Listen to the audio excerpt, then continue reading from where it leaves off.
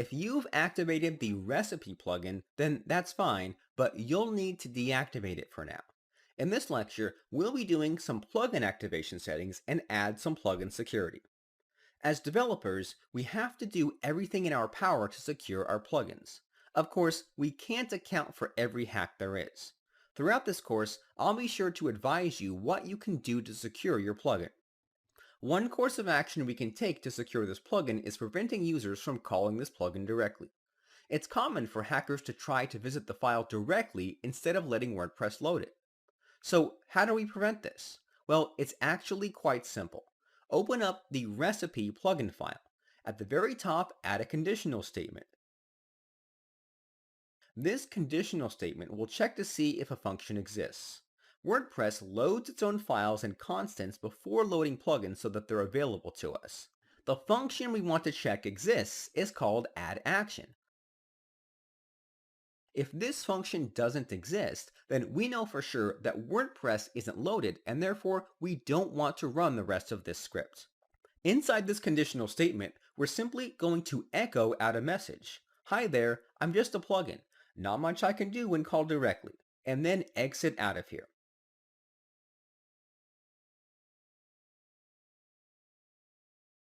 This way of doing it is common amongst plugins. Actually, I took this from the plugin Akismet. This is a plugin pre-packaged with most WordPress installations. Let's take a look. If we open the Akismet folder and view the akismet.php file, you'll find that this is implemented in the same style and fashion as the recipe plugin. This isn't completely foolproof, but this should stop some of the most basic attacks out there. Let's begin working on the plugin activation now.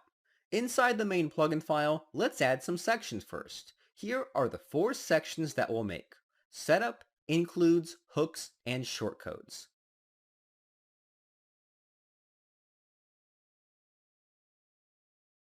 Under the hooks section, we're going to call a function called register activation hook.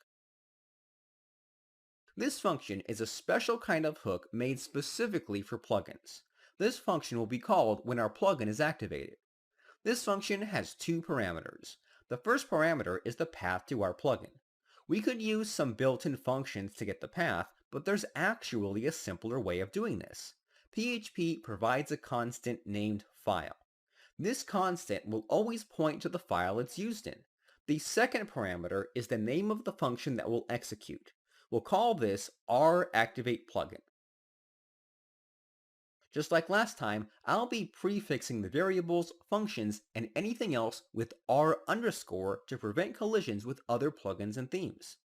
Let's define this function now.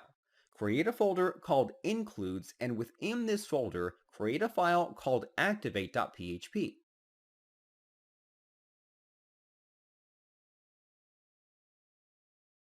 Within this file, determine the function and make sure to include it from the main plugin file.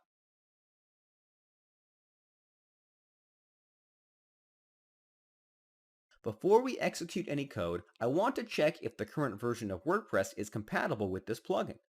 You can set this to any version you'd like, but I'm going to keep things simple and say that the minimum version required is 5.0. Inside the activation function, we're going to use a conditional statement. Inside this conditional statement, let's call the version compare function. This is a PHP function that will help you with comparing versions. The reason we use this function rather than a traditional comparison operator is because versions will usually have multiple decimals. For example, WordPress currently released version 5.0.1. This is a number that can't be compared traditionally. So this function will help you with that no matter the schematic versioning you use. For the first parameter, I'm going to use the getBlogInfo function and pass in the value version. This will return the current WordPress installation version. The second parameter is 5.0, which will be the minimum version required. Lastly, we'll use the less than operator.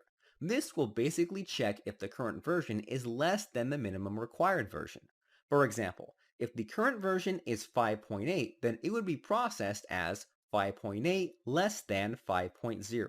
This will return false, which is great because that means our plugin is compatible with the WordPress installation.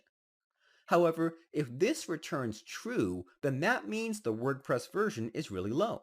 If it is, then we don't want to activate this plugin. So we'll use the wp-die function and output the following message. You must update WordPress to use this plugin.